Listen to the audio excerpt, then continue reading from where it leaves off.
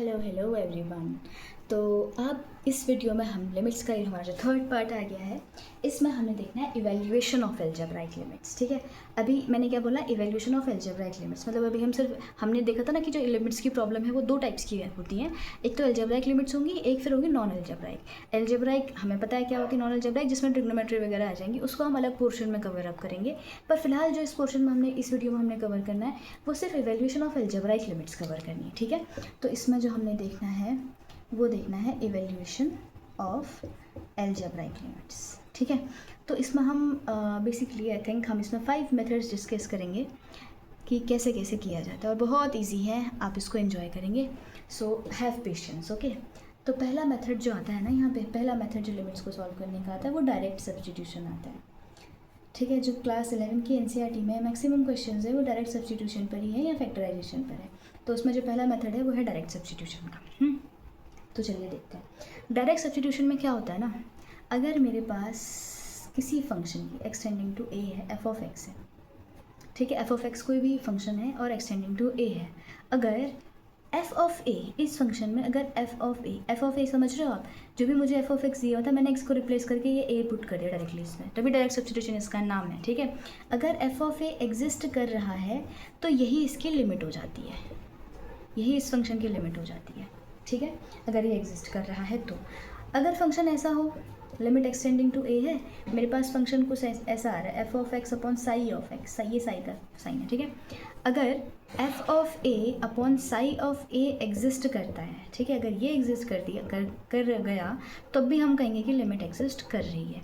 मतलब हमने इसमें कोई मेहनत थोड़ी ना की है ना, हमने कुछ किया है नहीं, हमने डायरेक्ट एक्स की जगह पे ए पुट कर दिया। जहाँ पे जिस पॉइंट पर हम लिमिट निकालने की कोशिश कर रहे थे कि एक्स इस तरफ जाएगा तो फंक्शन किस तरफ जाएगा निकालने की कोशिश कर, तो हमने कुछ नहीं किया, हमने बस उस फंक्शन में क्या किया, एक्स की जगह पे उस ए को पुट कर दिया और हमने फिर चेक किया क्या वो एग्जिस्ट कर रहा है। हाँ, एग्जिस्ट कर रहा है, तो हमने कहा लिमिट एग्जिस्ट करेगी। ठीक है, अब इसके हम एक दो क्वेश्चन ले लेते हैं ताकि ज़्यादा अच्छे से क्लियर हो जाए हमें। तो इसका जो पहला एग्जाम्पल मैं ले रही हूँ, पहले एक बेसिक सा पॉलिनोमियल फंक्शन ले लेते हैं। अगर हम पॉलिनोमियल फंक्शन जितने भी लेते हैं ना, पॉलिनोमियल फंक्शन में सबकी लिमिट डायरेक्ट सब्स्टिट्यूशन से आ जाती है। ठीक है, तो यह है 3x² 4x n + 5। ठीक है, यह है एक्सटेंडिंग टू 1।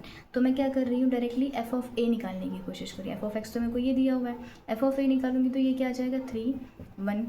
ठीक है, 1 का square plus 4 × 1 and it will be 5। कुछ नहीं किया है, बस ये जो 1 यहाँ पे दिया था उसको पुट कर दिया मैंने। ठीक है, तो ये कितना आ जाएगा, यहाँ पे आ जाएगा 3 and this will be 4 and this will be 5। 5 + 4 9 and 10 11 12। मतलब 12 तो एक फाइनाइट लिमिट है ना, मतलब एफ ऑफ ए एग्जिस्ट कर गया, मेरा एफ ऑफ ए एग्जिस्ट कर गया तो इसकी लिमिट यही हो गई and this is direct substitution. ठीक है, एक एग्जाम्पल और ले लेते हैं हम।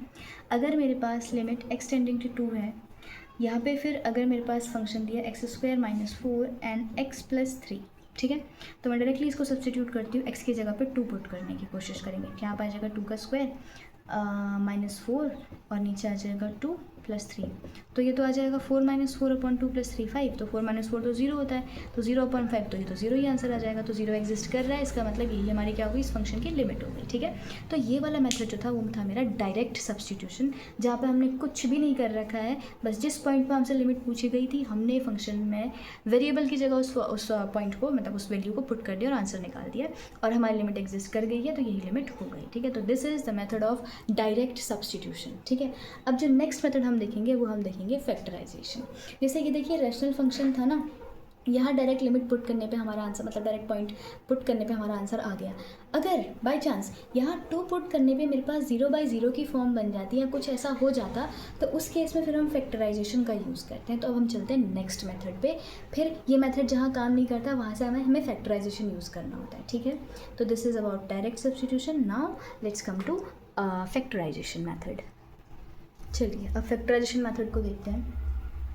जैसे हमने लास्ट में देखा, अगर मेरे पास कोई फंक्शन है एक्सटेंडिंग टू ए, ठीक है, कोई रैशनल फंक्शन, रैशनल मतलब ऊपर भी एक पॉलिनोमियल है, डिनोमिनेटर में भी एक पॉलिनोमियल है। ठीक है, f(x/g) है। ठीक है, बाई चांस अब ये फैक्टराइजेशन मेथड कहाँ यूज़ होगा, देखिए अगर डायरेक्ट सब्स्टिट्यूशन से काम चल गया तो बढ़िया, अगर नहीं चला, मतलब नहीं चलेगा, क्या मतलब हुआ कि एफ ऑफ एक्स की लिमिट एक्सटेंडिंग टू ए में ये भी 0 आ जा रही है और limit extending to a g x की भी वो भी 0 आ जा रही है। तो जब हम इसकी लिमिट फाइंड आउट कर रहे होंगे तो 0/0 का फॉर्म ले रहा होगा, राइट। मतलब ये वाली जो चीज़ आ रही होगी वो 0/0 फॉर्म की आ रही होगी, जो कि इंडिटरमिनेट फॉर्म है। तो मैंने कहा था कि अगर इंडिटरमिनेट फॉर्म आ गई है तो उसका ये बिल्कुल भी मतलब नहीं है कि लिमिट मीनिंगलेस होगी या ये लिमिट एग्जिस्ट ही नहीं करेगी, ऐसा बिल्कुल भी नहीं होता, ठीक है। अगर 0/0 की फॉर्म आ गई तो मेरे को f(x) और g(x) जो भी दे रखे हैं उसमें से जो भी जितना भी पॉसिबल हो सकता है उसको हम फैक्टराइज करेंगे पहले, ठीक है। फिर उसमें से दोनों f(x) और g(x) में से जो भी कॉमन फैक्टर्स आएंगे उनको हम कैंसिल आउट करेंगे। फिर हम डायरेक्ट सब्स्टिट्यूशन करेंगे, ठीक है। डायरेक्ट सब्स्टिट्यूशन से हम देखेंगे कि आंसर आया या नहीं आया, ठीक है। फिर आ जाता है आंसर, ठीक है। तो देखते हैं, फिर इसका एग्जाम्पल देखते हैं हम डायरेक्टली। ये मैंने मेथड आई होप आपको समझ में आ गया होगा। मैं पूरे स्टेप्स नहीं लिख रही हूँ कि 0/0 की फॉर्म आएगी, फिर आप उसको कॉमन फैक्टर निकालिए, ठीक है। ये सब मैं लिख नहीं रही हूँ, हम इसको डायरेक्टली क्वेश्चन से समझते हैं। तो अगर मेरे पास लिमिट निकालनी है मुझे x टेंडिंग टू 2 पर, और जो मेरे पास वो है फंक्शन है वो है f(x), जो मेरे पास ऊपर मतलब न्यूमरेटर है वो है f(x) + 6 है, और अपॉन में हम ले लेते हैं x² - 4, ठीक है। अब देखिए यहाँ पर होगा क्या, इसको थोड़ा क्लीन कर देते हैं, ठीक है। अब देखिए अगर मैं यहाँ पर डायरेक्ट सब्स्टिट्यूशन करूँ, देखो पहले डायरेक्ट सब्स्टिट्यूशन करके देखते हैं। 2 है, ये आ जाएगा 2 का स्क्वायर 4, ये आ जाएगा कितना, यहाँ माइनस है सॉरी, तो ये आ जाएगा 5 × 2 इट विल बी -10, और यहाँ पर +6, राइट। नीचे देखिए, नीचे क्या आ जाएगा 2 का स्क्वायर 4 और ये माइनस। अब आप ऊपर देखो 6 + 4 तो 10 आ रहा है, 10 - 10 0, ये 0, तो 0/0 की फॉर्म आ गई।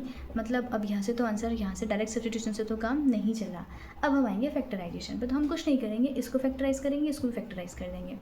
अब मुझे पता है कि फैक्टराइजेशन तो करना आपको आता है, तो फैक्टराइजेशन हम इसको करेंगे जब, तो इट विल बी x - 2 और x - 3। आई होप फैक्टराइजेशन आप कर लेंगे, ठीक है। तो इसका फैक्टराइजेशन आएगा वो ये आएगा, तो हम डायरेक्टली यहाँ पे क्या पुट करते हैं, ये आएगा x टेंडिंग टू 2, यहाँ पे आएगा x - 2 और x - 3। फैक्टराइज करने के बाद आपको पता है a² - b² है, तो हम इसको a + b a - b की फॉर्म में लिख सकते हैं। तो ये दोनों कॉमन फैक्टर्स आ गए, ये और ये कैंसिल आउट हो जाएगा, ठीक है। फिर यहाँ पे क्या आएगा, लिमिट x टेंडिंग टू 2। अब यहाँ पे देखते हैं क्या अब लिमिट एग्जिस्ट कर रही है, अब हम डायरेक्ट सब्स्टिट्यूशन करके देखते हैं।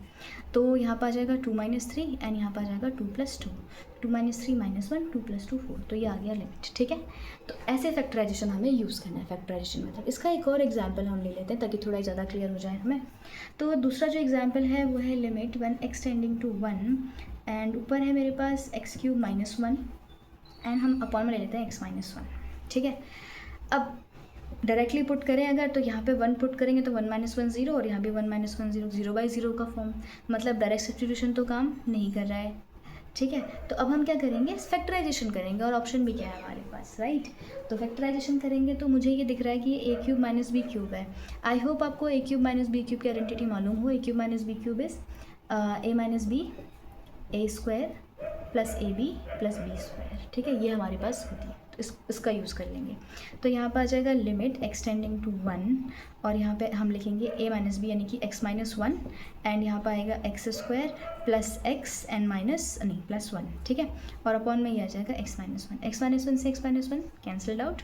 देन क्या बचा, डायरेक्ट सब्स्टिट्यूशन करेंगे, तो यहाँ 1 का स्क्वायर 1 + 1 + 1, तो ये कितना आ गया हमारे पास 3, और ये हमारी लिमिट हो गई, ठीक है। ईजी है ना फैक्टराइजेशन मेथड, ठीक है। तो ये तो हमने बहुत ईजी क्वेश्चंस लिए हैं, वैसे हमें क्वेश्चंस को प्रैक्टिस करनी पड़ेगी, बट जब हम टॉपिक को सीखते हैं तो हमें सिंपलेस्ट से सिंपलेस्ट चीज़ों से सीखना होता है, ठीक है। हमें कोई बहुत बड़ा कॉम्प्लेक्स एग्जाम्पल स्टार्टिंग में नहीं लेना है, क्योंकि स्टार्टिंग में हम कॉम्प्लेक्स एग्जाम्पल जब लेते हैं तो अक्सर ऐसा होता है कि कॉम्प्लेक्स एग्जाम्पल्स में कई सारे कंसेप्ट एक साथ लगाने पड़ते हैं हमें, ठीक है। तो वो कई सारे कंसेप्ट के चक्कर में ऐसा होता है जो कंसेप्ट हमें अभी फ़िलहाल हम जो स्टडी कर रहे हैं वो मिस हो जाता है, ठीक है, क्योंकि बाकी चीज़ें हमें नहीं पता होती कई बार, तो कन्फ्यूजन क्रिएट होता है। इसलिए हमें सब जब सीखना है तो बिल्कुल सिंपलेस्ट एग्जाम्पल से सीखना है, ठीक है। तो आई होप आपको डायरेक्ट सब्स्टिट्यूशन और फैक्टराइजेशन मेथड तो क्लियर हो गया होगा, ठीक है। अब नेक्स्ट मेथड में बढ़ने से पहले मैं कुछ चीज़ें सजेस्ट करना चाहूँगी। मैं कुछ आइडेंटिटीज़ लिख दे रही हूँ जो कि इंपॉर्टेंट है, आपको लिखनी भी चाहिए और लिखनी ही नहीं चाहिए, याद भी करनी चाहिए, ठीक है, ताकि वो आपको काम आए। क्योंकि जब आप लिमिट्स को सॉल्व करते हैं या ऐसे आपके पास एक्सप्रेशंस आते हैं तो आपको उनको खोलना आना चाहिए। आपको उनको अगर स्प्लिट करने की ज़रूरत पड़े तो स्प्लिट भी कर सकें, और स्प्लिटेड अगर ऑलरेडी है तो उसको हम कॉम्पैक्ट फॉर्म में भी लिख सकें, ठीक है। तो मैं कुछ 2-4 आइडेंटिटीज़ को लिख दे रही हूँ जो आपके काम की होंगी, फिर हम नेक्स्ट मेथड पे मूव ऑन करेंगे, ठीक है। चलिए फिर आई होप आपको ये चीज़ क्लियर हो गई होगी। तो देखिए फिर वो लिमिट्स सॉरी वो क्या क्या वो है, ठीक है, आइडेंटिटीज़। a² - b² आपको पहले से पता है, it is a + b a - b, ठीक है। साथ साथ में इसको लिख लीजिए, या फिर एट द एंड स्क्रीनशॉट ले लीजिए एंड इसे लिख तो लीजिएगा ही, और लिखने से ज़्यादा फिर याद भी करना है, ठीक है। a minus b a square a b, जो हमने अभी पिछले क्वेश्चन में यूज़ करी, ये आइडेंटिटी वही है। और a cube plus b cube की भी हमारे पास आइडेंटिटी होती है, वो होती है a plus b a square. ये सारी क्लास 9 और 10 में हमने पढ़ी हुई होती हैं, पर भूल जाते हैं, कोई बात नहीं, ये आप लिख के लर्न कीजिए। a raise to the power 4 minus b raise to the power 4 की जो आइडेंटिटी होती है उसको तो हम लिख सकते हैं a square minus b square और a square plus b square. Further अगर आप खोलना चाहें तो उसको a plus b a minus b लिख सकते हैं, नहीं तो ठीक है चलो लिख लेते हैं a plus b a minus b. इतना ही समझ में आ जाता है, इतना नहीं भी लिखेंगे तो काम हो जाएगा, राइट।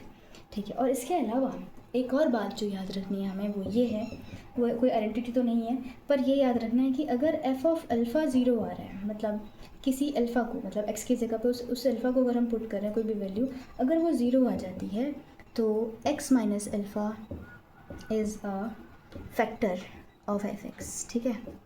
अगर 218 को डिवाइड कर देता है तो 218 का फैक्टर हुआ ना, सेम। अगर फंक्शन में हमने किसी अल्फ़ा एक्स की जगह पे अल्फ़ा को पुट किया और फंक्शन की वैल्यू ज़ीरो आ गई, तो जो एक्स माइनस अल्फ़ा होगा वो उस फंक्शन का फैक्टर होगा, ठीक है। आई होप ये आपको क्लियर होगा। अब हम चलते हैं अपने नेक्स्ट मेथड पे। हमने 2 मेथड्स कर लिए, now let's move on to third method. तो अब जो नेक्स्ट मेथड हमने स्टडी करना है वो है हमारा रैशनलाइजेशन मेथड, ठीक है। अच्छा, जब हमारे पास ऐसा होता है, रैशनलाइजेशन मेथड यूज़ कब करते हैं, मेथड्स का तो ठीक है कितने मेथड्स होते हैं हम याद कर लेते हैं, लेकिन कौन सा कब यूज़ करना है ये पता होना चाहिए। जब हमारे पास कोई रैशनल फंक्शन है और डायरेक्ट सब्स्टिट्यूशन से आंसर नहीं आ रहा है, 0/0 की फॉर्म आ जा रही है, तो फिर पहले हमें कोशिश करनी है कि हम उसको फैक्टराइज कर लें, फैक्टराइजेशन से हम उसको सॉल्व करें। अब रैशनलाइजेशन मेथड जो जनरली हमें यूज़ करना है वो कहाँ यूज़ करना है ना, या तो जो न्यूमरेटर है या डिनोमिनेटर, मतलब न्यूमरेटर और डिनोमिनेटर किसी में से भी स्क्वायर रूट के फंक्शंस आ रहे हैं, ठीक है, मतलब स्क्वायर रूट इन्वॉल्व हो जा रहा है, तो वहाँ हमें रैशनलाइजेशन यूज़ करना ही पड़ता है, ठीक है। ठीक है, बिना मतलब उसके चलता नहीं है काम। फिर हम बाद में रैशनलाइज करने के बाद सब्स्टिट्यूट करते हैं वैल्यूज़ को, जैसे हमने किया था, ठीक है, सब्स्टिट्यूट करेंगे डायरेक्ट सब्स्टिट्यूशन, फिर हमारा आंसर आ जाएगा, ठीक है। आई होप मेरी बात समझ में आई होगी, बाकी जब हम क्वेश्चन करेंगे तो वो भी समझ आ जाएगा। मैंने कहा कि अगर मेरे पास कोई फंक्शन एफ ऑफ एक्स और जी ऑफ एक्स, कोई रैशनल फंक्शन ऐसे दिया हुआ है, ठीक है, लिमिट हम मान लेते हैं एक्सटेंडिंग टू ए है, ये मेरा कैसा आ रहा है, ये कोई ऐसे फंक्शन है जो कि स्क्वायर रूट में दिया हुआ है, ऐसा कुछ है, ठीक है, अंडर रूट के अंदर दिया हुआ है, तो हम क्या करेंगे, सबसे पहले उसको रैशनलाइज करेंगे। अब 10th में ऐसा होता है, जब 10th क्लास में हम रैशनलाइजेशन सीखते हैं तो हमारे माइंड में एक चीज़ फिट हो जाती है कि रैशनलाइजेशन सिर्फ डिनोमिनेटर का करना है, ऐसा नहीं होता। हाँ, रैशनलाइजेशन न्यूमरेटर का भी कर सकते हैं, डिनोमिनेटर का भी कर सकते हैं, ठीक है, क्लियर है। मतलब जहाँ पे स्क्वायर रूट है उसको रिमूव करने के लिए तो हम रैशनलाइजेशन का यूज़ करते थे 10th क्लास में, राइट। तो रैशनलाइजेशन हमें यहाँ करना है स्क्वायर रूट को हटाने के लिए, या पूरा नहीं भी हटा तो कोई बात नहीं है, वो फिर सॉल्व हो जाएगा, ऑलराइट। चलिए फिर इसका हम एग्जाम्पल लेते हैं, एग्जाम्पल से चीज़ें ज़्यादा क्लियर हो जाएंगी, क्योंकि ऐसे समझ नहीं आता, ठीक है। तो यहाँ पर अगर एक्सटेंडिंग टू 0 है तो मेरे पास यहाँ पर आएगा square root of 2 + x minus square root of 2 upon में x, ठीक।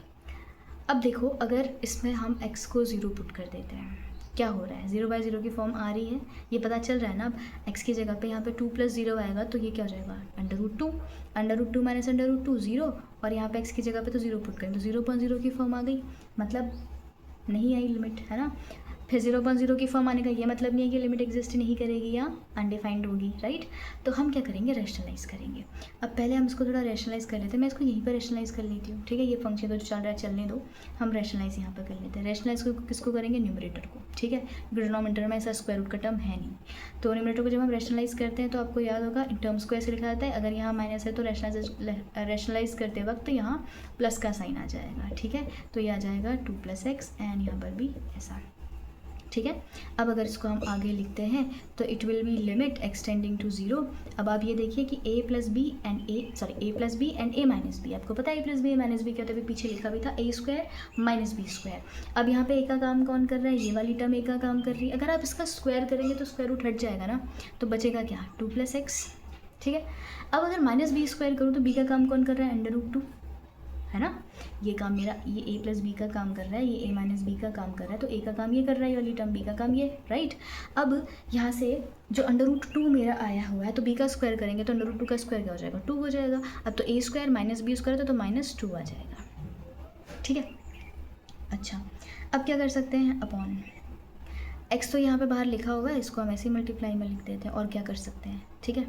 इसको ऐसे लिख लेते हैं। अब देखिए +2 -2 आ रहा है तो इनको तो हम कैंसिल आउट कर लेते हैं। फिर यहाँ क्या बचा, यहाँ मेरे पास बचा लिमिट एक्सटेंडिंग टू 0, ऊपर मेरे पास x बचा हुआ। अच्छा इस स्टेप को हम यहीं पर कर लेते हैं ना। आई होप ये आपको समझ में आ जाएगा। ये तो कैंसिल हो गया, ऊपर खाली x ही बचा, तो इस x से ये वाला x कैंसिल हो जाएगा। तो मेरे पास जो बचेगा वो बचेगा 1/2 + √2 + x और यहाँ पे ये।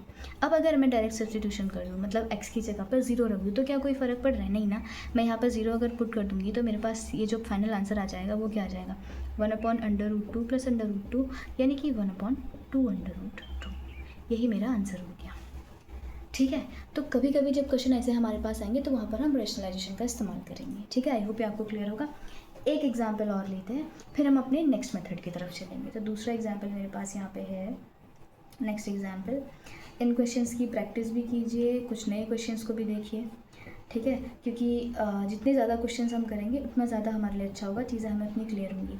क्योंकि एक दो क्वेश्चन कंसेप्ट को समझने के लिए अच्छे हैं, बट प्रैक्टिस तो एक दो क्वेश्चंस में नहीं होती है ना।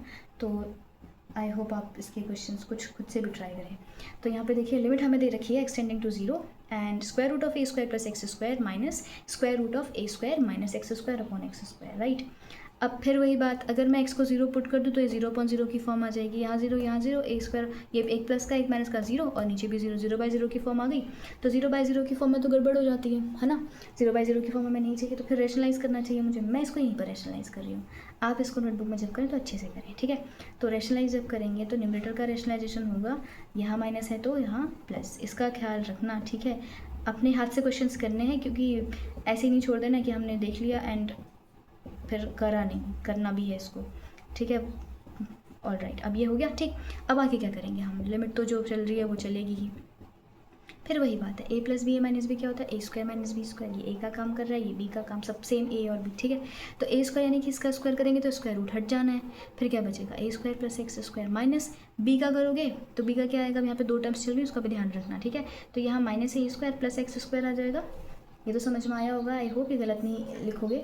ठीक है, क्यों, क्योंकि माइनस का साइन लगा हुआ है, ये a² - x² तो -a और -+ +x², स्क्वायर रूट हट गया क्योंकि स्क्वायर हो गया। ठीक है, ये यूज़ करा हुआ है, इसको भूलना नहीं, a² - b² यानी कि a + b and a - b। ठीक है, ठीक हो गया। चलो अब आगे, अपॉन में क्या आ जाएगा, यहाँ पे x² तो बचेगा ही बाहर, और अंदर मेरे पास बचेगा a² + x² plus square root में a² - x²। क्लियर। अब यहाँ से क्या कट रहा है, ये प्लस a² और -a² कैंसल्ड आउट। अब यहाँ जो ऊपर बच जाएगा वो 2x² बच जाएगा। चलो इस वाले स्टेप को मैं लिख देती हूँ एक बार, कन्फ्यूज़न नहीं होना चाहिए।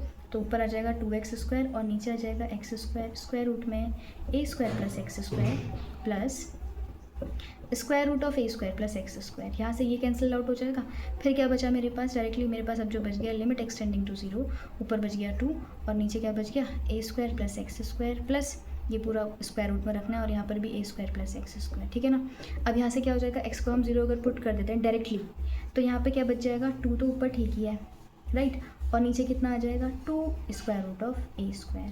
तो 2 से 2 cancelled out, square root of a² यानी कि 1/a। This is the final answer. ठीक है, आई होप कि आपको समझ में आ गया होगा। This is rationalization method.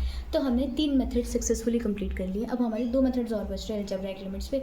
फिर इसके बाद ट्रिग्नोमेट्रिक लिमिट्स अलग से आती हैं, वो हमें थोड़ा अलग स्टडी करना पड़ता है, वो हम इस पर तो नहीं कर पाएंगे। अभी हमारा फोकस सिर्फ अलजेब्राइक लिमिट्स पर है। ठीक है, फिर ट्रिग्नोमेट्रिक लिमिट्स को हम देखेंगे आगे, और फिर लिमिट्स एट इन्फिनिटी वो भी अलग ही टॉपिक होता है। ठीक है, वो भी हम बाद में देखेंगे। अभी फिलहाल बेसिक ये चीज़ें, इसको हम अच्छे से सीख लेना होता क्या है। ठीक है, वो फिर आप खुद भी कर सकते हैं। आई होप ये रेशनलाइजेशन मेथड क्लियर होगा। Now let's move on to next method.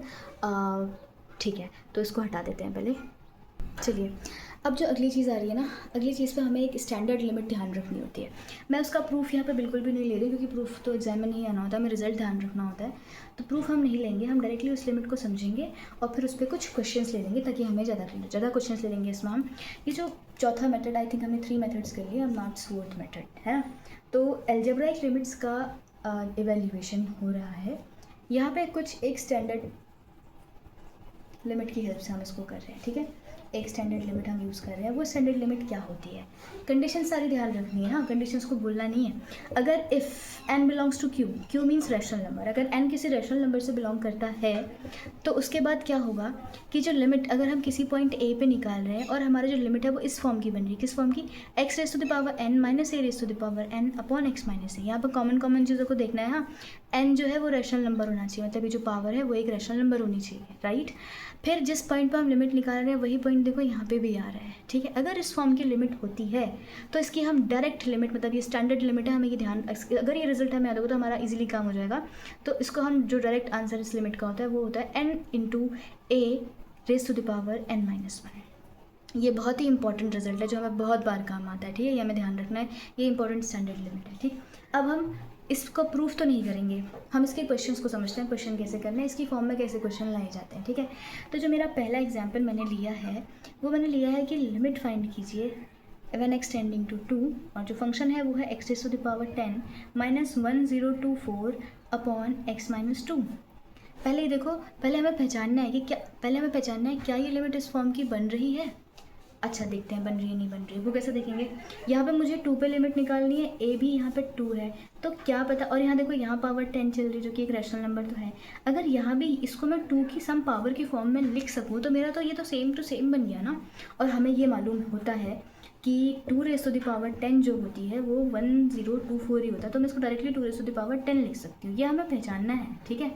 तो ये मेरी इस फॉर्म की नहीं बन गई limit x raise to the power n minus a raise to the power n, तो हम डायरेक्टली इसकी लिमिट क्या लिख सकते हैं, n क्या है 10, और a क्या है मेरा, a है 2 raise to the power n minus 1 means 10 minus 1, यानी कि 10 into 2 raise to the power 9, ठीक है। तो ये मेरा आंसर होगा। 2 रेज़ टू द पावर 9 की जो वैल्यू होती है इट इज़ 512, 10 से मल्टीप्लाई करने में ये आ जाएगा 5120, ठीक है। तो इसकी लिमिट हमने कितनी ईजिली कैलकुलेट कर ली है, ठीक है। तो ये मेरा स्टैंडर्ड लिमिट है जिसको हमें यूज़ करके ऐसे आंसर्स निकालना है। कुछ क्वेश्चंस और देखते हैं जहाँ पे हमें लिमिट हो सकता है हमें डायरेक्टली देखने में पता ना चले कि ये बन रही है, लेकिन बन जाती है, ठीक है, इस फॉर्म की। तो एक्स टेंडिंग टू 2 है, सॉरी 9 है, और यहाँ पे आ रहा है 3/2, ये है माइनस का 27, अपॉन में ये आ रहा है x माइनस 9, ठीक है। अब इसको देखते हैं, इसके लिए हम क्या कर सकते हैं। देखो यहाँ पे a जो दिया हुआ है वो दिया है 9, मतलब यहाँ पे भी 9 होना चाहिए, पावर 3/2 दे रखी है, ठीक है। अब हम इसकी कोशिश करते हैं 9 की। मैं 9 की पावर अगर 3/2 करूँ, क्या वो 27 आ जाएगा, ये सोचना है मुझे पहले, क्योंकि देखो यहाँ भी 9 है, यहाँ भी 9 है, 3/2 ठीक है। अगर यहाँ पर 9 की पावर 3/2 आ जाता है तो ये फॉर्म बन जाएगी ना। तो पहले हम कोशिश करते हैं क्या ये बन जाएगा। अगर हम क्या करें, 9 का हम ऐसा लिख सकते हैं, 9 को हम क्या लिख सकते हैं, हम इजीली अगर सॉल्व करना चाहें तो 9 को हम लिख सकते हैं 3 का स्क्वायर, और इसकी होल पावर में क्या है 3/2, तो इस 2 से ये 2 कैंसिल हो जाएगा, 3 का क्यूब तो 27 होता है ना, मतलब इस चीज़ को सॉल्व करने में 27 आ रहा है, तो मतलब 27 को तो ये लिखा जा सकता है, ठीक है। इसको ध्यान से समझना, ठीक है। तो हम क्या करते हैं, हम इसे हटा लेते हैं, अब ऐसा किया जा सकता है। तो हम डायरेक्टली एक काम करेंगे कि जो लिमिट एक्स टेंडिंग टू 9 आएगी वो होगी x raise to the power 3/2 minus it will be 9 raise to the power 3/2 and नीचे x माइनस 9, तो फिर ये इसी फॉर्म की बन गई। तो हमें पता है n मेरा क्या है 3/2, a मेरा क्या है 9, और यहाँ पे क्या आएगा n माइनस 1 मीन्स 3/2 माइनस 1, ठीक है। तो यहाँ पे क्या आएगा 3/2 तो ठीक ही है, 9 यहाँ पे आ जाएगा, और 3/2 माइनस 1 विल बी 1/2, राइट, 1/2, ठीक। तो 1/2 3, अगर हम 9 की पावर 1/2 लिखेंगे तो हमें तो ये 9 की पावर 1/2 मतलब square root of 9, square root of 9 will be 3, तो ये आ जाएगा 3/2 into 3 means it will be 9/2, तो इसका आंसर क्या हो गया 9/2। तो जो ऐसी लिमिट्स होती है उन पर हमें ऐसे काम करना है। एक एग्जाम्पल और ले लेते हैं ताकि ये थोड़ा और अच्छे से हमें क्लियर हो जाए, इसमें हमें प्रॉब्लम बिल्कुल भी नहीं आनी चाहिए, ठीक है। एक क्वेश्चन और ले लेते हैं, छोटा सा कोई क्वेश्चन लेते हैं, हाँ ये ले लेते हैं, limit extending to 0, extending to 0, और यहाँ पे क्वेश्चन है 1 minus x raise to the power x raise to the whole power n minus 1 upon x। अब ये ऐसा आ रहा है, इसको इस फॉर्म का कैसा बना, ये थोड़ा अच्छा क्वेश्चन है ना, क्योंकि ऊपर वाले तो हमें डायरेक्टली देखने में पता चल रहे थे, इसको देख के पता नहीं चल रहा है। चलो देखो इसको हम कैसे करेंगे, यहाँ पे है लिमिट एक्सटेंडिंग टू 0 एंड यहाँ पर आएगा 1 minus x raise to the power n, तो ठीक ही है, ठीक है, और माइनस 1 भी ठीक है। अगर मैं इस वाले को ऐसे लिख दूँ तो 1 माइनस एक्स और -1, अगर ऐसे लिख दूँ तो +1 -1 तो कैंसिल हो जाएंगे, लेकिन यहाँ ये माइनस का x आ गया, पर यहाँ प्लस का x था, तो मैं एक काम करती हूँ इसको माइनस से मल्टीप्लाई कर देती हूँ, और माइनस से मल्टीप्लाई ऊपर और नीचे माइनस से मल्टीप्लाई कर लिया, फिर मैंने क्या किया इस माइनस को बाहर ले लिया, ठीक है। ये वाला स्टेप आई होगा आपको समझ में आया होगा, जब हम अलजेब्रा ऑफ लिमिट्स देख रहे थे तो ये चीज़ मैंने वहाँ पर भी बोली थी, ठीक है। अच्छा, तो अब तो बन गया ना उसी का फॉर्म, 1 की पावर को n तो लिख ही सकते हैं हम, 1 की n पावर मतलब 1 की फाइनाइट पावर तो क्या होती है 1 ही हो जाती है, तो इसको हम ऐसा लिख सकते हैं, तो ये ऊपर वाले ही फॉर्म में बन गया। तो हम डायरेक्टली इसको लिख सकते हैं n, ठीक है, माइनस भी चल रहा है बाहर से, यहाँ माइनस का भी ख्याल रखना, माइनस बाहर से चल रहा है n इंटू ए क्या है मेरा 1 ही, और n माइनस 1, तो a की कोई भी फाइनाइट पावर 1 की कोई भी फाइनाइट पावर जब होती है तो 1 ही आता है, तो इसका आंसर डायरेक्टली क्या हो गया -n। ये इसका आंसर हो गया, ठीक है। ये हमारा था फोर्थ मेथड जो हम लिमिट्स को सॉल्व करने के लिए यूज़ करते हैं, जो कि है स्टैंडर्ड लिमिट, जो हमें ध्यान रखनी है, ठीक है।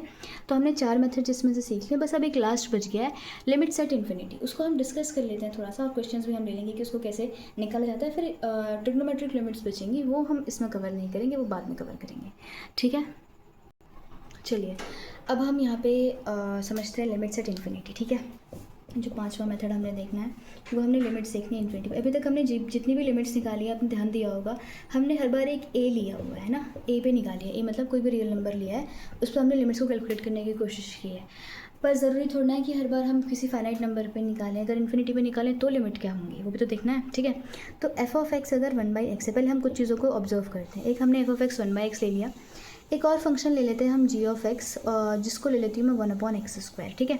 1/x का आपको ग्राफ याद होगा, जब हम फंक्शंस पढ़ते हैं तो हम ऐसा इसका ग्राफ बनाते हैं, ठीक है। हम क्योंकि ग्राफ से ही ऑब्जर्वेशन करने वाले हैं, इसलिए फंक्शंस बहुत अच्छे से आना चाहिए, रिवाइज करते रहा कीजिए। एफ ऑफ एक्स जो है 1/x² है, तो इसका ग्राफ जो है कुछ ऐसा बनता है। ये ग्राफ तो आप ट्राई कर सकते हैं। फिलहाल हमारा मोटिव ग्राफ नहीं है, हमें ग्राफ से कुछ चीज़ों को समझना है, वो देखते हैं। अब अगर आप इन दो फंक्शंस को देखेंगे तो अगर एक्स इंक्रीज़ कर रहा है, ये देखो एक्स की वैल्यू हम जैसे जैसे बढ़ाते जा रहे हैं, तो ये जो ग्राफ है वो कहाँ की तरफ को जा रहा है? क्या वो 0 की तरफ को जा रहा है? जैसे जैसे एक्स की वैल्यू बढ़ रही है, मतलब मैं ऐसा कह सकती हूँ जैसे जैसे एक्स की वैल्यू को हम ऐसा लिख देते हैं, जैसे जैसे जैसे हम एक्स की वैल्यू को इंक्रीज़ कर रहे हैं, तो दोनों में ही जो एफ ऑफ एक्स की वैल्यू है वो डिक्रीज़ होती जा रही है। हो रही है या नहीं हो रही है? यहाँ पर भी जो एफ ऑफ एक्स² की वैल्यू को हम बढ़ाते चले जाएंगे, x² बढ़ा रहे हैं, तो ये वैल्यू 0 0 0 की तरफ को जा रहा है, या फिर ऐसा करके जा रहा है, इन्फिनिट की तरफ को बढ़ रही है, ठीक है। क्या ऐसा हो रहा है या नहीं? ठीक है। जैसे जैसे हमने वैल्यूज़ को बढ़ाया है, देखो जैसे यहाँ कुछ लिया होगा तो कुछ यहाँ इन्फिनिट से शुरू होते हुए जा रही है, बढ़ाई है वैल्यूज़ x² की, तो ये धीरे धीरे नीचे नीचे को हो रहा है। आई होप ये समझ में आया होगा। फिर यहाँ पर जब जैसे हम एक्स की वैल्यू उसको बढ़ाते चले जाएंगे, ये वैल्यू जो है ऊपर थी पहले, धीरे धीरे नीचे को आकर के 0 की तरफ को जा रही है ना। तो क्या मैं ऐसा कह सकती हूँ कि ये जो दोनों फंक्शंस हैं, यहाँ पे limit when x tending to plus infinity, यहाँ इस तरफ को जाओ, इधर को माइनस इन्फिनिटी मानेंगे, तो जो प्लस इन्फिनिटी को जब एक्स जा रहा है, तो ये 1/x की लिमिट कहाँ को जा रही है? 0 की तरफ को जा रही है ना। जब हम एक्स को देखो प्लस इन्फिनिटी की तरफ को लेके जा रहे हैं, तो ये वाई कहाँ को जाने की कोशिश कर रहा है? 0 की तरफ को जाने की कोशिश कर रहा है, ठीक है। और अगर मैं इसी चीज़ को मैं क्या करूँ, अगर लिमिट में निकालूँ x tending to minus infinity, मतलब यहाँ को लेके चलूँ, तो यहाँ से भी तो क्या हो रहा है, ये 0 की तरफ को जाने की तो कोशिश कर रहा है ना। तो यहाँ पे भी 1/x जो है 1/x जो है वो 0 की तरफ जा रहा है। सेम इस फंक्शन में भी हो रहा है। अगर हम यहाँ लिमिट की बात करें कि x जब प्लस इन्फिनिटी की तरफ को जा रहा है 1/x² का, तो वो भी 0 की तरफ जा रहा है। और यहाँ फिर हम बात करते हैं limit extending to minus infinity, तो ये किसकी 1/x² की, ये भी 0 की तरफ जा रहा है ना। तो हमने इन दो ग्राफ से ये चीज़ ऑब्जर्व करी है। क्लियर है? तो अब यहाँ से जो हमारे कंक्लूजन्स आते हैं हम उनको समझते हैं। अभी जो मैं कंक्लूजन्स लिखने जा रही हूँ ये बहुत ज़्यादा इंपॉर्टेंट है, हमें फंक्शंस के बिहेवियर को जल्दी से ऑब्जर्व करने में हेल्प करता है, और कैलकुलस में इंपॉर्टेंट है, ठीक है। तो कैलकुलस पढ़नी है तो हमें लिमिट्स तो बहुत ज़्यादा ध्यान से पढ़नी है, क्योंकि फिर इसके आगे ही सारी चीज़ों चलनी है। तो यहाँ से यहाँ हमारा बिल्कुल ढीला ढाला नहीं होना चाहिए, यहाँ चीज़ें बहुत स्ट्रॉन्ग होनी चाहिए, ठीक है। तो जो यहाँ से पहला कंक्लूजन हमारे पास आता है ना, मैं इसको शॉर्ट में लिख देती हूँ, स्मॉल में लिख देती हूँ फर्स्ट। तो ये जो लिमिट आएगी किसी भी कांस्टेंट की, जब x इन्फिनिटी की तरफ को जाएगा, कोई भी कांस्टेंट वैल्यू ले लो, कांस्टेंट तो कांस्टेंट ही रहेगा ना, वो थोड़ा ना इधर उधर चले जाएगा। जब वैल्यू फंक्शन कांस्टेंट ही ले रहा है या कांस्टेंट फंक्शन हमने ले लिया, तो वैल्यू तो चेंज होनी नहीं है। तो x को कहीं भी ले जाओ, प्लस इन्फिनिटी ले जाओ, या इसी का दूसरा मैं यहीं पे लिख देती हूँ, अगर x को माइनस इन्फिनिटी को ले जाओगे तब भी जो कांस्टेंट वैल्यू होगी वो हमारी कांस्टेंट ही रहनी है, उसमें कोई बदलाव नहीं आता है। जो दूसरी चीज़ हमें यहाँ से सीखनी है वो ये सीखनी है कि जब x जो है प्लस इन्फिनिटी की तरफ को जाता है, और यहाँ पे कोई भी कांस्टेंट ले लो, कोई भी कांस्टेंट अपॉन में x की पावर n ले लो, तो ये 0 की तरफ जाता है। इसको तो हम यहीं से देख पा रहे हैं ना, ये 1 कांस्टेंट ही तो है, 1 की जगह पे 2 भी ले लेते तो कोई बहुत बड़ा फर्क नहीं पड़ता, अपॉन में x है, यहाँ पे x है और यहाँ x² है, तो ये कहाँ को जा रही है, लिमिट्स 0 को जा रही है। तो यहाँ से हमने कंक्लूड किया कि अगर हम न्यूमरेटर में कोई भी कांस्टेंट ले लेते हैं और डिनोमिनेटर में हमारे पास क्या है, x⁻⁴ कुछ भी हम n ले रहे हैं, और जो x है वो इन्फिनिटी की तरफ जा रहा है, तो जो लिमिट आती है वो 0 आती है। सेम काम फिर माइनस इन्फिनिटी के साथ भी तो होगा, उसके साथ कुछ अलग थोड़े ना हो जाएगा, ठीक है। c/x⁴n है, c कोई भी कांस्टेंट है, तो ये भी कहाँ जाएगा, 0 की तरफ जाएगा, ठीक है। और यहाँ पे ये ध्यान रखना है कि जो n है वो बिलोंग करेगा नेचुरल नंबर से, ठीक है। आई होप आपको ये 4 कंक्लूजन समझ में आए होंगे। और ये जो रियल फंक्शंस के हम फिर ग्राफ्स बनाते हैं ना, हमने रियल फंक्शंस के ग्राफ्स बनाए हैं। जब हम फंक्शंस पढ़ते हैं तो हमने बहुत सारे ग्राफ्स को स्टडी किया हुआ है, तो उन ग्राफ्स को वापस से अगर हम ध्यान में रखते हैं तो हमारे पास कुछ कंक्लूजन्स और हैं जो हमें ध्यान रखने हैं। मैं उन कंक्लूजन्स को बस यहाँ पे लिख रही हूँ, ग्राफ से आप उसको मैच कीजिए कि हाँ ऐसा हो रहा है या नहीं हो रहा है, ठीक है। चलिए फिर मैं उसको लिख देती हूँ, और वो आपको पता होना चाहिए कि वो कैसे होता है, ठीक है। क्वेश्चंस में हमें बहुत ज़्यादा काम आती है वो सारी चीज़ें, तो हम लिख देते हैं उसको, ठीक है। फिर हम कुछ क्वेश्चंस करेंगे इस पर, एंड देन इतना ही होगा। जो पहली चीज़ है, अगर मेरे पास f of x equals to x होता, मतलब limit when x tending to plus infinity, x की निकालनी है तो ये तो प्लस इन्फिनिटी ही आएगी ना। मतलब एक्स कोई फंक्शन है, हम जितना बढ़ाते जाएंगे वही तो वैल्यू आने वाली है, पॉलिनोमियल फंक्शन जैसा हो गया तो यही इन्फिनिटी आएगी, ठीक है। फिर हम दूसरा ऐसा ले लेते हैं, limit x tending to minus infinity है और एक्स की निकालनी है तो ये माइनस इन्फिनिटी की तरफ को जाएगा। ये बात समझने में आई होप आपको कोई प्रॉब्लम नहीं आ रही होगी। फंक्शन अगर एक्स है तो जैसे जैसे हम एक्स की वैल्यू को बढ़ाते चले जाएंगे वैसे इसकी भी तो बढ़ती चली जाएगी वैल्यू, है ना, तो ये प्लस इन्फिनिटी की तरफ को चला जाएगा। दूसरा हम समझ सकते हैं कि अगर एक्स जो है प्लस इन्फिनिटी की तरफ को जा रहा है तो एक्स स्क्वायर भी कहाँ को जाएगा, वो भी प्लस इन्फिनिटी की तरफ ही जाएगा। मुझे यहाँ इक्वल नहीं लिखना चाहिए, ऐसे लिखना चाहिए क्योंकि दिस इज टेंडिंग, ठीक है। ये भी प्लस इन्फिनिटी की तरफ को जाएगा। इक्वल तो कभी नहीं हो सकता ना, इन्फिनिटी तक हम पहुँच तो ना सकते हैं, इन्फिनिटी कोई नंबर तो है नहीं, है ना, तो हम टेंडिंग में लिखेंगे इसको, ठीक है। एक्स स्क्वायर भी ऐसा ही होगा। सेम अगर हम इसको माइनस इन्फिनिटी की तरफ को भी लेके जाएं, किसको, एक्स स्क्वायर को, तो फिर भी ये प्लस इन्फिनिटी की तरफ को ही टेंड करेगा, राइट, क्योंकि स्क्वायर करने में तो पॉजिटिव क्वांटिटी ही आनी है ना। अब इम्पॉर्टेंट क्या है, ये जो अगला मैं लिख रही हूँ, जब x प्लस इन्फिनिटी की तरफ को जाता है और हमने एक्सपोनेंशियल फंक्शन ले रखा है तो हमेशा ये प्लस इन्फिनिटी को जाता है। मतलब e raise to the power x, अगर e raise to the power infinity होती है तो उसकी लिमिट हमेशा इन्फिनिटी को टेंड करती है। ये तो बहुत इंपॉर्टेंट मार्क करके चलिएगा, हमें काफ़ी काम आता है, ठीक है। या फिर हम ऐसा करें, limit x tending to minus infinity है और e raise to the power minus x है। अब आप यहाँ देखो, ये माइनस एक्स है और इसकी जगह पे हमें फिर माइनस इन्फिनिटी रखना है, तो माइनस माइनस प्लस इन्फिनिटी ही हो जाएगा ना, तो इन दोनों में कोई बदलाव थोड़ी ना होगा। आई होप ये आप समझ रहे होंगे। यहाँ पर माइनस एक्स है, माइनस बाहर से लगा हुआ है और एक्स की जगह पे हम माइनस इन्फिनिटी पुट करेंगे तो माइनस माइनस प्लस इन्फिनिटी हो जाएगा, तो फिर यही वाला केस बन गया। तो ये भी कहाँ को टेंड करेगा, प्लस इन्फिनिटी को। हाँ, अगर x tending to minus infinity है और e raise to the power x है तो ये हमेशा जीरो की तरफ जाता है, ठीक है। अगर e raise to the power x है और एक्स कहाँ को जा रहा है, माइनस इन्फिनिटी की तरफ को जा रहा है, तो it will always tend to zero. और अगर limit x tending to minus infinity है और e raise to the power जो है एक्स है, ये भी कहाँ को टेंड करेगा, ज़ीरो को ही टेंड करेगा, ठीक है। इन दोनों में कोई अंतर नहीं हो रहा है मेरे ख्याल से। मैंने यहाँ पर ऐसे लिखना चाहिए था, ये गलत लिखा है मैंने, मुझे ऐसे लिखना चाहिए था। ई तो मैंने सेम ही लिख दिया ना। अगर एक्स इन्फिनिटी की तरफ को जा रहा है और ई की पावर माइनस एक्स है ना, ये ई की पावर माइनस इन्फिनिटी बनेगा तो ये जीरो की तरफ जाएगा। फिर यही काम यहाँ भी हो रहा है, एक्स तो प्लस में है लेकिन इन्फिनिटी तो माइनस में है, तो e raise to the power minus infinity फिर क्या आ जाएगा, जीरो आ जाएगा, ठीक है। ये चीज़ें हमें ध्यान रखनी है जो कि इम्पॉर्टेंट है बहुत ज़्यादा, ठीक है। और कुछ चीज़ें और हैं, हमने कुछ चीज़ों को और पढ़ा होता है, जैसे कि मेरे पास a raise to the power x है, अगर limit x tending to infinity है और a raise to the power x है, तो ए की पावर इन्फिनिटी जब हो जाती है तो ये कहाँ को जाता है, जीरो को जाता है। लेकिन कब, ये तो आपको समझ में आ रहा होगा, हम किसी की भी पावर को इन्फिनिटी की तरफ लेके जाएंगे तो ये तो इन्फिनिटी की तरफ जाना चाहिए, लेकिन मैं कह रही हूँ कि अगर ये लेस देन 1 हो, ठीक है, 1 से छोटी वैल्यू आए तो फिर ये जीरो की तरफ को टेंड करेगी। जैसे मेरे पास 0.1 है, 0.1 का स्क्वायर करूँ अगर मैं, ठीक है, तो ये तो 0.01 आएगा, फिर इसका स्क्वायर करेंगे तो फिर 0.001 आ रहा होगा, राइट। मतलब 0.1 और 0.1 का हम स्क्वायर करेंगे तो 0.000 बना रहा होगा, राइट। तो फिर ये सारी वैल्यूज छोटी छोटी होते जा रही है और जीरो की तरफ को जा रही है। तो ये वाला ट्रू कब है, जब ये लेस देन 1 हो। हाँ, अगर यही चीज़ एक्सटेंडिंग टू इन्फिनिटी में जा रही है और a raise to the power x है तो ये इन्फिनिटी को जाएगा, कब, जब मेरा ये ए जो होगा वो ग्रेटर देन 1 होगा, ठीक है। यहाँ हमने मॉडुलस लिया हुआ है, नेगेटिव वैल्यू नहीं ले रहे हैं मतलब, ठीक है, ए पॉजिटिव लिया हुआ है। तो ये जब 1 से छोटा होगा तो ये जीरो की तरफ टेंड करेगा। हाँ, अगर 1 से बड़ा हो गया तो ये इन्फिनिटी की तरफ को जाएगा, ठीक है। ये कुछ इंपॉर्टेंट बातें थी जो हमें ध्यान रखनी थी। हाँ, लॉगरिथम भी हम ले लेते हैं।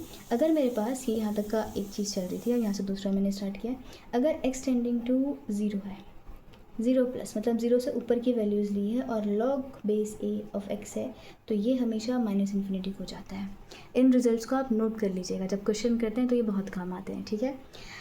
और दूसरी चीज़ जो ये है, अगर एक्स इन्फिनिटी की तरफ को जाएगा तो लॉगरिथम ऑफ एक्स जो है वो जाएगा इन्फिनिटी की तरफ, ठीक है। 0 प्लस में लिया है, यहाँ इन्फिनिटी ली है, ठीक है, दोनों में अंतर है। और अगर इसी को मैं अगर ऐसे लूँ, मुझे एक काम करना चाहिए, इसका प्रोवाइडेड बताना चाहिए। इस पूरे रिजल्ट को आप एक में मान के चलना कि अगर 0 प्लस होगा तो माइनस इन्फिनिटी की तरफ जाएगा और इन्फिनिटी होगी तो इन्फिनिटी की तरफ जाएगी। और ये दो चीज़ें जो होनी है ना, ये दोनों चीज़ें ये तब होंगी जब a ग्रेटर देन 1 होगा। ये शायद यहाँ पे दिख नहीं रहा होगा, मैं यहाँ लिख दे रही हूँ, यहाँ पे a ग्रेटर देन 1 होगा, ये तब फॉलो होगी। ठीक है, इसको अभी आप बहुत ज़्यादा नहीं भी समझेंगे तो कोई बात नहीं है, हो सकता है इसको समझने में प्रॉब्लम आ रही है कि जब क्वेश्चन करते तो ज़्यादा समझ में आता है, लेकिन थोड़ा सा बैक ऑफ द माइंड इस चीज़ को रखने की कोशिश कीजिए ताकि जब क्वेश्चन करे तो ये हमें याद आ जाए और फिर यूज़ करना तो आ ही जाता है। ठीक है, तो दूसरी चीज़ एक और है कि limit extending to 0 positive x है। ठीक है, लॉग बेस a x जो आएगा वो इन्फिनिटी की तरफ को जाएगा, और लिमिट जो एक्सटेंडिंग टू इन्फिनिटी है ऑफ x वो जाएगा माइनस इन्फिनिटी की तरफ को, जब मेरा a 0 और 1 के बीच में होगा। ठीक है, ये दो बातें हैं, ये चीज़ें ट्रू है इसके लिए जब a इसके बीच में होगा, और जब a से बड़ा हो जाएगा तो ये इसके लिए ट्रू हो जाएगा। ठीक है, तो आई थिंक ये फिर बहुत ज़्यादा हो जाएगा, इतने जो रिजल्ट्स हैं वो इतने काफ़ी हैं। ठीक है, इसको आप ध्यान रखिए, लेकिन लिख लीजिएगा, ये काम बहुत आएंगे क्वेश्चंस को सॉल्व करते वक्त। अब मैं डायरेक्टली मैं क्वेश्चन कैसे करते हैं ये नहीं समझाती हूँ, मैं डायरेक्टली क्वेश्चंस लेती हूँ और इनको कैसे किया जाता है ये समझा देती हूँ, उतना सही होगा, उसमें हमारा कंसेप्ट भी आ जाएगा। ठीक है, तो अब हम लास्ट पॉइंट पे हैं हमारे कंसेप्ट के, तो चलिए फिर करते हैं। हम सिर्फ 2 क्वेश्चन लेते हैं और 2 क्वेश्चन से समझते हैं कि इन्फिनिटी पे लिमिट कैसे निकाली जाती है। ठीक है, तो जो मैं पहला क्वेश्चन यहाँ पे ले रही हूँ, मेरा जो फर्स्ट क्वेश्चन है वो है लिमिट एक्सटेंडिंग टू इन्फिनिटी पे निकालनी है ऑफ कोर्स। ठीक है, और मेरे पास एक्सप्रेशन है ax² plus bx plus c। मैंने बहुत सिंपल एग्जाम्पल्स लिए हुए हैं ताकि एक बार कंसेप्ट समझ में आ जाए। फिर तो जो टफ़ क्वेश्चंस होते हैं, टफ़ क्वेश्चंस के साथ ये है ना कि टफ़ क्वेश्चंस के साथ 2-3 कंसेप्ट और जुड़ जाते हैं, बस तब वो थोड़ा टफ बन जाता है, बाकी टफ सिंपल तो ऐसा ही है। ठीक है, तो चलिए फिर अब इसमें हम क्या करते हैं ना, देखो जब भी हमें इन्फिनाइट पे क्वेश्चन करने हैं ना, तो जो हमारे पास न्यूमरेटर में हाईएस्ट पावर का वेरिएबल है, हाईएस्ट पावर का वेरिएबल क्या है, x²। तो मैं क्या करती हूँ, लिमिट एक्सटेंडिंग टू इन्फिनिटी, इसको लिखने देने दीजिए। यहाँ से जो हम लेंगे ना x² बाहर ले लेंगे। ठीक है, अब जब मैं x² बाहर लूँगी तो यहाँ पे तो a बचेगा, यहाँ पे क्या बचेगा, क्या आप ये सोच पा रहे हैं कि यहाँ पे b/x बचेगा, क्योंकि x² को मैं अंदर मल्टीप्लाई करूँगी, मतलब ऐसा होगा x² को जब मैं अंदर मल्टीप्लाई करूँगी तो इससे कैंसिल होगा, तो bx ही बन जाएगा ना वापस से, है ना। तो यहाँ पे b/x बचेगा, यहाँ क्या बचेगा, फिर यहाँ c/x² बचना है, क्योंकि यहाँ तो मुझे खाली c बचाना है, तो इस x² से ये x² कैंसिल हो जाएगा। ठीक है, अगर मैं x² कॉमन लेती हूँ तो चीज़ें ऐसे चलने वाली हैं। अपॉन में नीचे से भी हम x² कॉमन ले सकते हैं यहाँ से, क्योंकि हाईएस्ट पावर x की 2 है तो वो ले लेते हैं। तो यहाँ क्या बचेगा, d प्लस e अपॉन, यहाँ पे भी x ही बचेगा फिर, है ना, तभी तो इससे ये कैंसिल होगा, तो यहाँ एक x इसके पास बचेगा और ex आएगा, और यहाँ पे आएगा f/x²। आई होप ये आपको समझ में आएगा हमने क्या किया हुआ है। ठीक है, अब देखिए फ़ायदा, अभी जो मैंने पीछे रिजल्ट्स लिखे थे वो कैसे यूज़ लेंगे हम। ठीक है, देखो इस x² से x² कैंसिल हो गया। ठीक है, अब देखो मैंने पीछे एक चीज़ लिखी थी, जब हमने अलजेब्रा ऑफ लिमिट्स पढ़ा था, हमने कई अलग अलग एग्जिस्ट करनी चाहिए, हम इसको लिख लेंगे फिर। ठीक है, अब हम क्या करते हैं, अब इसको अलग अलग लिखने में तो काफ़ी टाइम कंज्यूमिंग हो जाएगा, हम बस इसको मेंटली समझ लेते हैं। ठीक है, अलग अलग देखो एग्जिस्ट कर रहे हैं नहीं कर रहे हैं। मैंने अभी थोड़ी देर पहले ऐसा लिखा था कि लिमिट एक्सटेंडिंग टू इन्फिनिटी अगर है तो c/x⁴n जो है वो 0 की तरफ जाता है, लिखा था, है ना। तो उसी रिजल्ट का हम यूज़ कर रहे हैं। ठीक है, कि x की पावर जो भी हो और ऊपर कोई भी कॉन्स्टेंट हो, हमें उससे मतलब नहीं है। अगर x⁴n अगर डिनोमिनेटर में आ रही हो, x इन्फिनिटी की तरफ जा रहा है तो उसका आंसर 0 आएगा। तो अगर मैं लिमिट यहाँ पे अलजेब्रा ऑफ लिमिट के हिसाब से अगर मैं लिमिट सबको बांट दूँ, मतलब लिमिट एक्सटेंडिंग टू इन्फिनिटी इसको दूँ, तो ये तो कांस्टेंट है। अभी मैंने थोड़ी देर पहले रिजल्ट में क्या लिखा था कि x जब इन्फिनिटी की तरफ को जाएगा और यहाँ मेरे पास कोई कांस्टेंट होगा तो वो c के इक्वल ही आता है ना। तो फिर मैं यहाँ पे लिमिट सबको दे रही हूँ, इसको भी, इसको भी, इसको भी, इसको सबको मिलेगा। तो अब आप मुझे बताओ कि लिमिट एक्सटेंडिंग टू इन्फिनिटी जब a है, मतलब कोई कॉन्स्टेंट टर्म है, तो उसी कॉन्स्टेंट के इक्वल आएगा, तो ये a आ जाएगा। ठीक है, अब इस लिमिट को जब मैं इसको दूँ तो क्या होगा, ये तो इस फॉर्म का बन रहा है, x की पावर जहाँ पे क्या है 1, ऊपर कांस्टेंट a हो, b हो, c हो, 9 हो, 10 हो, कोई फर्क नहीं पड़ रहा। ठीक है, तो ये 0 की तरफ जा रहा है तो ये प्लस में 0 हो गया। अगेन यहाँ पे c/x² आ गया, c/x⁴n, राइट, तो ये 0 की तरफ। नीचे यहाँ d आ रहा है, d को एज इट इज़ लिखो, और e/x है तो ये तो ऐसा ही बन गया कुछ, ये भी 0 हो जाएगा, ये भी 0 हो जाएगा। तो मेरे पास जो यहाँ फाइनल आंसर बनेगा वो बनेगा a/d, है ना, इजी। बस हमें ये 2 बातें ध्यान रखनी है। ठीक है, अलजेब्रा ऑफ लिमिट्स ध्यान रखना है, इसलिए कंसेप्ट्स में जंप नहीं करना होता है, क्योंकि अगर आप जंप करके चीज़ों को पढ़ते हैं तो फिर वो चीज़ें समझ में नहीं आती हैं। जंप नहीं करना है, कंसेप्ट को सारे पढ़ना है एटलीस्ट कि होता क्या है। ठीक है, तो चीज़ों को ग्रैब करना ईजी हो जाता है हमारे लिए। आई होप ये ईजी रहा होगा। नहीं समझ में आया तो इसको एक बार दोबारा से देखिए, ये फिर समझ में आ जाएगा। ठीक है, कुछ भी मुश्किल नहीं है।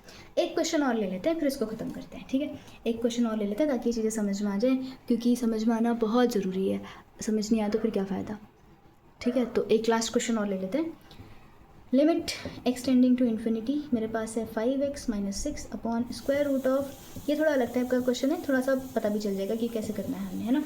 तो देखो फिर ऊपर तो जो वेरिएबल की हाईएस्ट पावर है वो है 1, तो हम limit extending to infinity as it is लिखेंगे, x को बाहर ले लेंगे तो it will be 5 minus 6 upon x. I hope ये कॉमन लेना आपको आ गया होगा।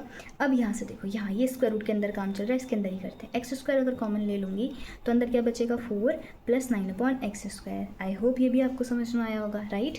तो अब हम यहाँ पर और लेके चलते हैं। अब हम क्या करते हैं, लिमिट एक्सटेंडिंग टू इन्फिनिटी, ये x into 5 minus 6 upon x तो ठीक ही है। चलो इस एक्स स्क्वायर को मैं स्क्वायर रूट के बाहर लूँगी तो ये एक्स आ जाएगा ना, इस एक्स स्क्वायर को स्क्वायर रूट के बाहर ले लेते हैं अगर हम, तो एक्स आ जाएगा।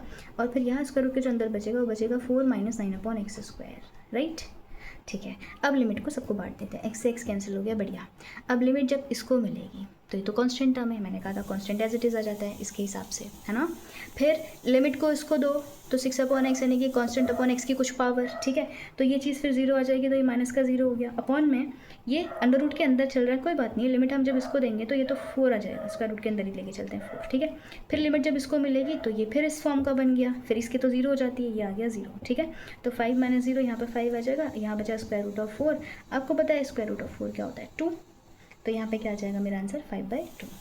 तो इस तरीके से हम इन्फिनिटी में लिमिट्स को कैलकुलेट करते हैं। ये बिल्कुल बेसिक नॉलेज थी और हमें बेसिक पता होता है तो हम टफ क्वेश्चन ईजिली कर लेते हैं, इट्स नॉट हार्ड, ठीक है। तो ठीक है, फिर इस वीडियो में हम इतना ही करते हैं। ये था हमारा evaluation of algebraic limits, trigonometric limits इसके बाद आता है, ठीक है। इस वीडियो में इतना ही, थैंक्स फॉर वॉचिंग।